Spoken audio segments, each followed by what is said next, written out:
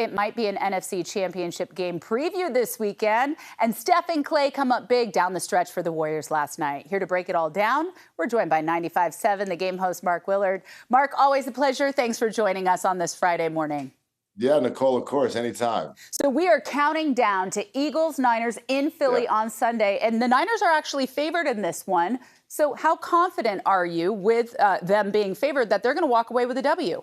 Well, I mean, it's funny. Kyle Shanahan even said this week he doesn't understand why the 49ers are favored, and I know coaches aren't going to get into the spread and all of that stuff. I think there's something baked in there that can make 49er fans feel good. I actually reached out to an odds maker this week and asked why. Like, what were the key factors into making the 49ers a favorite in this game? And he said it really goes into the way that they power rate the matchups in the game, and that the Niners are just better on both sides of the ball, which kind of it took me aback a little bit. But look, the Eagles have won a lot of close games, and when the Niners are right, the game is not close. We know that, and the Niners are right now. Is there a little bit of a mental thing for them to get over with what happened last year? I'd say sure, probably. So look, I don't expect either of these teams to run away from each other. They're both just too good. But the Niners should have every chance, if blessed with health, on Sunday. I know. I'm really looking forward to seeing if they do have some sort of a mental block. So let's focus on the Warriors. They got back on track last night. They beat the Clippers at Chase, but it has been such a tough stretch for them. What is wrong with the Warriors? Have they finally turned it around?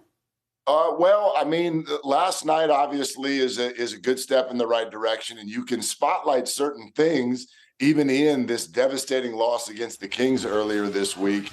Man, the first half was probably the best basketball we've seen them play all year. It was maybe the healthiest they've been, and now they're not going to be healthy again for a while because Gary Payton II is out, because Paul's out for a little while. Andrew Wiggins missed the game last night.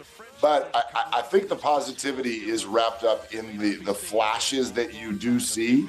And last night being one of them, all three of those players missed, and the Warriors showed their depth. Steve Kerr talked about it after the game. He said, we're a really, really deep team, and they've got some young bench players who are really ready to contribute. Brandon Pajemski, who you're looking at right there, is one of them who played well last night. Jonathan Kuminga played well last night. They're going to need all of those guys and to get their confidence going. And so, yeah, last night, real good step in the right direction. All right, to baseball now, because we know the winter meetings, they're just a few days away. And there's a new report from MLB Network's John Morosi, and it says that the Giants are prioritizing Shohei Otani or the other pitcher coming over from Japan, Yoshinobu Yamamoto. If they don't get either one of those, is the offseason a failure? Not necessarily. You got to see what they do. I think there might be something on the trade market with the Giants this time around, too, that we haven't seen before because, quite frankly, as an example, they have too many outfielders. They have a full complement of outfielders already ready to go on this roster, but they're not going to trot the same outfield out there again. They can't. So I do think there's going to be moves beyond free agency. But the Giants, as we know in free agency, it takes two to tango. The other side's going to have to say yes as well. But it typically is a powerful position to walk in and say, we're not going to be outbid. And I do think that's how they feel about the two players you mentioned. We'll see if either one of them end up saying yes. Let's focus on Oakland fans right now, because if the A's officially leave for Las Vegas, the East Bay will still have a team to root for. As we learned, that new independent team, the Oakland Ballers, they're going to fill that void. What are your thoughts on having this independent team in Oakland?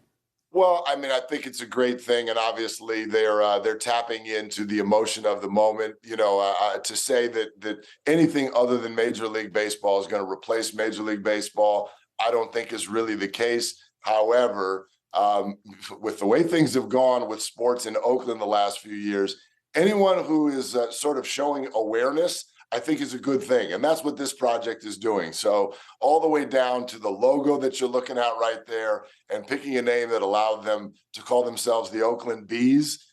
Look, it's fun. It makes all the sense in the world. We get it. And if it allows families to have something to do that involves baseball in the East Bay, how can you not be all for it? Yes, I am a baseball family, so more baseball in the Bay Area.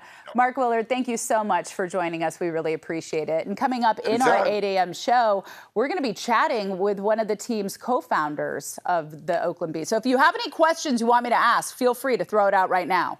I just, like, who came up with the name? Okay. That's all I want to know. Okay, I will ask that question for you. Thank you, Mark.